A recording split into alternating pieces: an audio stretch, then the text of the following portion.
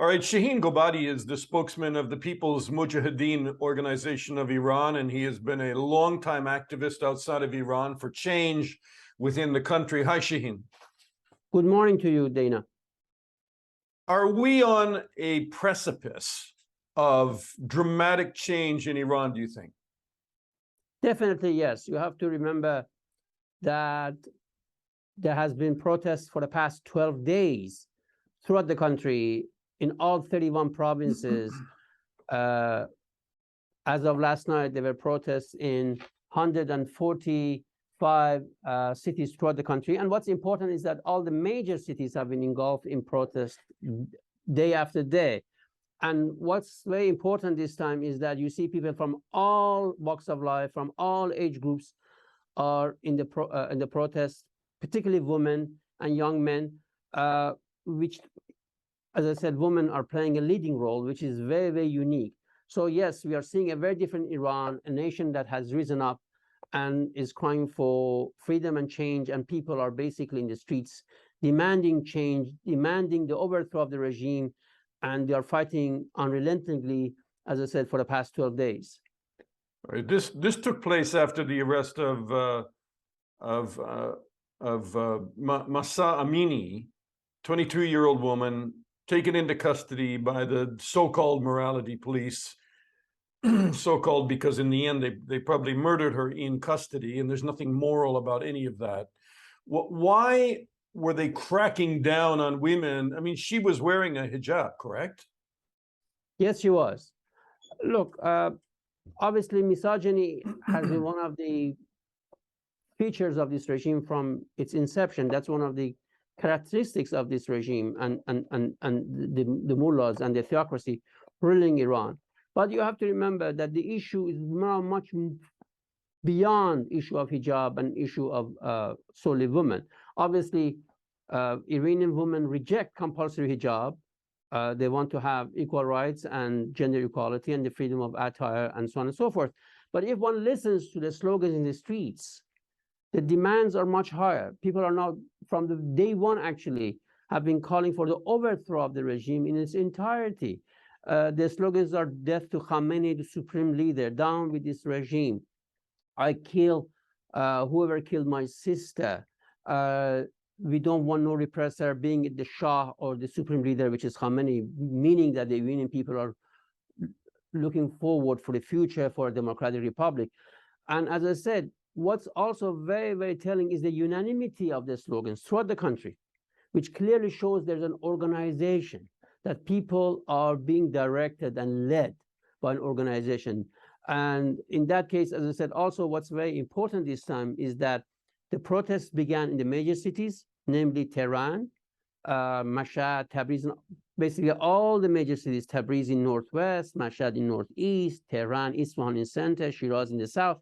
Throughout the country, all the major metropolitans are involved, and people are combating the repressive forces. That's very true, that the regime has been very ruthless, as it has always been, very savage. Right. Okay, so just to help you there, because you've put out some pretty extensive lists in the last few days, that there's 154 cities, that the protests are expanding. It's not that we're at a simmer point. You believe that they're expanding. 31 provinces, 200 protesters killed already, 10,000 arrested. Do you believe that number? I mean, it's an astounding number of people. Actually, I think this is even a conservative estimate, and because we wanted to be 100% sure that this is accurate, because we do put all these figures very meticulously.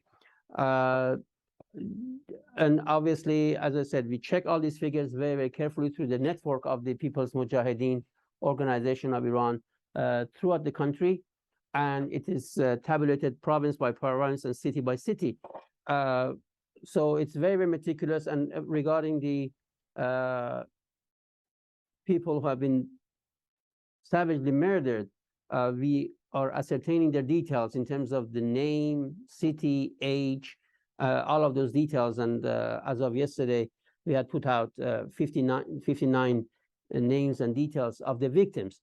So yes, it's a very, very ruthless, obviously, attitude by the regime. But I think what's very new and it heralds a new Iran, is the attitude of the people, that they don't succumb. They fight back, they push back, they resist, they persevere with whatever they have. Obviously, they are barehanded with rocks, but they don't basically leave the scene because the IRGC and the state security forces and intelligence people raid at them in the streets. Quite contrary. So, and that's a very different situation. I mean, and that's this is very difficult, right? Because you're talking about a police state where at night you may have huge crowds in the square, which may be able to fight back and push back on the police and security services and undercover operatives there and reclaim the street for the people. But once the sun comes up, this cannot go on 24 hours a day, 7 days a week, and then the regime goes about picking off and arresting any of the organizers and key people, and they'll just keep at it and arrest more and more and more. How does this result in the overthrow, if that's really possible? What turns this into permanent change? Well, I think, first of all, what turns into permanent change stems from the fact of what happened.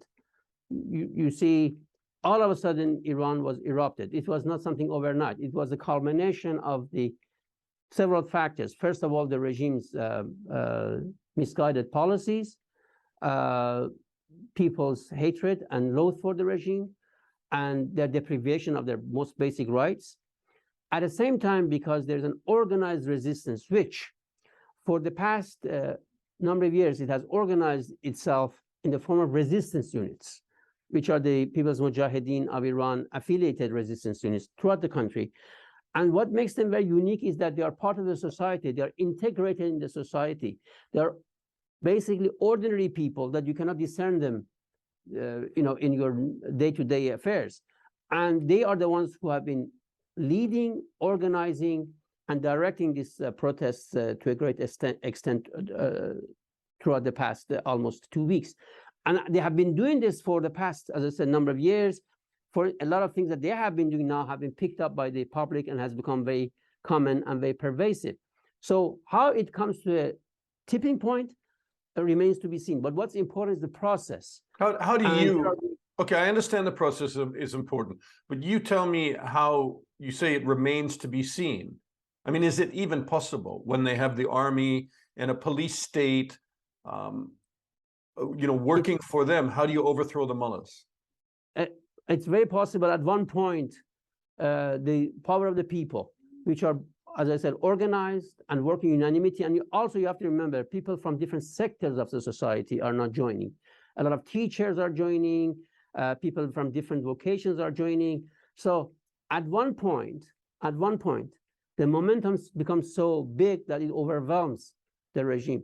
If, for instance, we had this discussion 3-4 weeks ago, who could have thought that there would be protests in Iran like this in this magnitude for 12 days, despite this repressive situation? And one has to remember that this is not the first time that Iranian people have risen up. We had this in 2018, we had this in 2019. So what it means is a nation that, despite heavy crackdown, in the past 40 years, this regime has executed 120,000 dissidents, more than 100,000 of them from the People's Mujahideen Organization of Iran. But you see, despite the fact that they kill so many people, new people join, and the momentum is growing. So it's quite obvious that the regime is in defensive.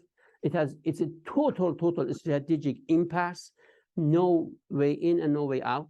But just mere crackdown, everybody realizes it's not a long-term strategy, particularly when the people are so fed up, so frustrated, and very young people. And as you know, especially when middle class comes into the uprisings in big numbers, particularly in a country like Iran, historically, that's when the momentum starts to shift. So we have all the elements for change there. A population which is totally frustrated, willing to take the risk, courageously coming, defying, and the regime which has no solution to any of the people's problems.